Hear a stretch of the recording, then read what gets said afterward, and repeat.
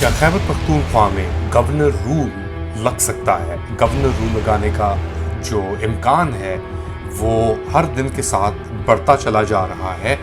एक तरफ से थ्रेट्स आ रही हैं, अवाम गवर्नर हाउस के ऊपर कब्जा करने की, टेक ओवर करने की। अखराजात हैं खैबर पख्तूनख्वा को चलाने के लिए, उनको रोके हुए हैं कई साल से। खुला खाता है, जिसका जहाँ दाव लग जाए वो लग गया, जो चल रहा है का निज़ाम चलने दो।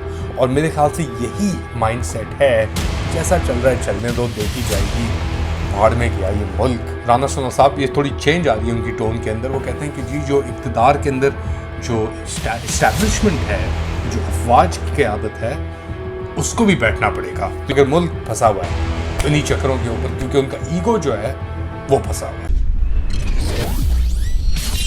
क्या खैबर पख्तूनख्वा में गवर्नर रूल लग सकता है?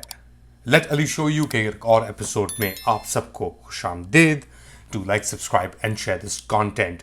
खैबर पख्तूनख्वा में गवर्नर रूल लगाने का जो इम्कान है वो हर दिन के साथ बढ़ता चला जा रहा है।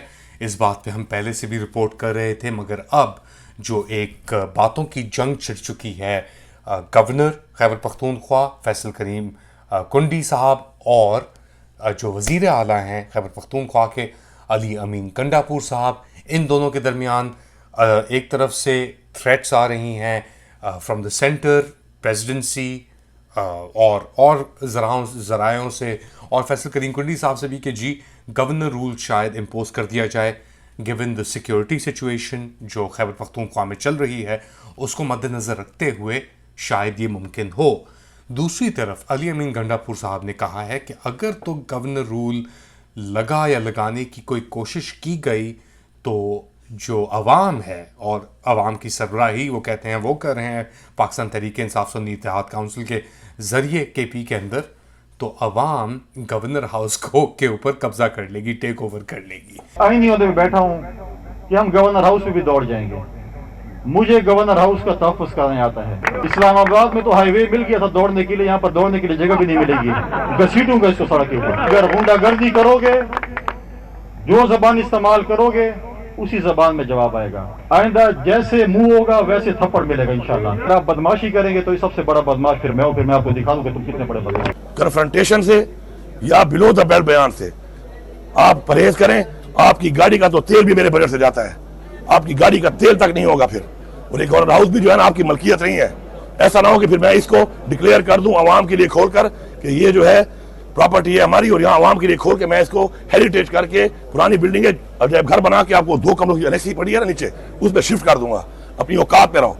अच्छा, इसके ऊपर फिर तो वहाँ से भी रिएक्शन आया, ये क्यों हो रहा है अभी, क्या वजह क्या है इसकी? एक तरफ तो सेंटर जो फंड्स एलोकेशन है या जो अखराजात हैं खैबर पख्तूनख्वा को चलाने के लिए, उनको रोके हुए हैं कई साल से। सही, एनएफपी के अवार्ड या जो भी आपने कहना है, उसके तहत उनको उनके शेयर नहीं मिल रहा। दूसरी तरफ जो इख्तिलाफ की सियासत है जो आर्मी भी कर रही है 9 मई के वाक़यात को लेकर, जो अभी तक प्रेशर चला हुआ है, उसके अंदर कमी ना होने की वजह से वहाँ पे दूसरी तरफ से और टेंशन्स इंक्रीज हो रहे हैं, तो कोई रेजोल्यूशन सामने नज़र नहीं आ रही। तीसरी तरफ हम डील की बात करते हैं, आर्मी इमरान खान से बात करने के लिए तैयार नहीं है। डील तो दूर की बात है, मगर इमरान खान ने थोड़ी ओपनिंग दी है बात करने के लिए, लेकिन ये नहीं हो रहा।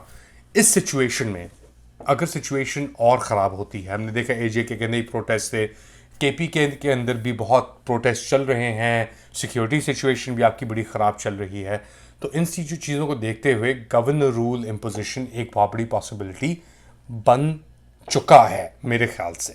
और इसमें आसिफ अली जरदारी का भी बहुत बड़ा अहम किरदार है इस सतह तक लेके आने के लिए, इस पोजीशन तक लेके आने के लिए। बड़ा इसके अंदर जो एक अहम किरदार है वो है मोहसिन नकवी साहब की लैक ऑफ इंटरेस्ट का एक तरफ, क्योंकि वो हैं आर्मी के बंदे, इस पूरी सिचुएशन के अंदर इंटीरियर मिनिस्टर हैं, सिक्योरिटी उनके पोर्टफोलियो, उनके प्रोविज़न में आती है। और इस वक्त जब ये हालात चल रहे हैं मुल्क के अंदर, एहतजाज, दहशत गर्दी, सियासी इख्तलाफात, इसमें मोहसिन नकवी साहब पहुँच गए आयरलैंड और वहाँ पे जो धुनाई हो रही है पाकिस्तान क्रिकेट टीम की, उनको अपनी as cricket administrator Pakistan cricket board का ज़्यादा अहम किरदार नज़र आ रहा है निस्बतन जो वज़ीर दाखिला वो बने हुए हैं, पाकिस्तान इंटीरियर मिनिस्टर जो वो बने हुए हैं उसके ऊपर। तो प्रायोरिटीज़ की बात है, खुला खाता है, जिसका जहाँ दाव लग जाए वो लग गया।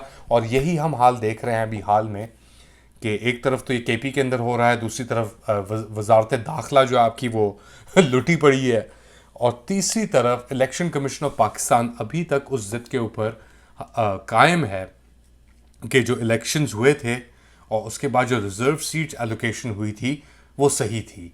तो डी नोटिफिकेशन उसकी नहीं हो रही, ये भी आई है।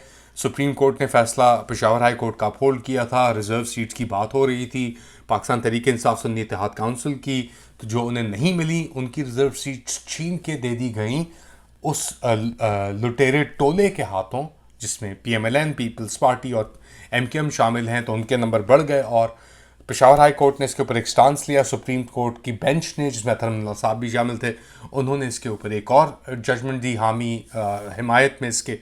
मगर इलेक्शन कमीशन ने कहा कि जी डी नोटिफिकेशन का तो जिक्र ही नहीं हुआ हुआ, तो हमें कोई तो जिक्र करने की ज़रूरत ही नहीं है। डी नोटिफाई जो चल रहा है का निज़ाम चलने दो। और मेरे ख्याल से यही माइंड सेट है, जैसा चल रहा है चलने दो, देखी जाएगी। भाड़ में गया ये मुल्क यहाँ पे जर्नैल भी लुटेरे बने हुए हैं, सियासतदान भी चोरी के अंदर शामिल हैं। अच्छा, मगर इस पूरी उसके अंदर राना सनाउल्लाह साहब आते हैं जिरगा प्रोग्राम में सलीम साफ़ी के साथ और कहते हैं कि जी इमरान खान साहब को इवेंचुअली बात करनी पड़ेगी, इवेंचुअली सब सियासी जमातों को मिलकर बैठना पड़ेगा।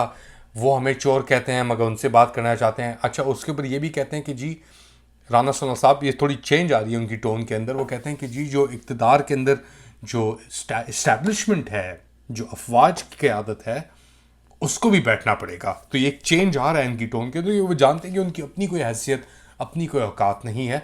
क्या कन्विंस होगी अफवाज पाकिस्तान की क़यादत बात करने के लिए?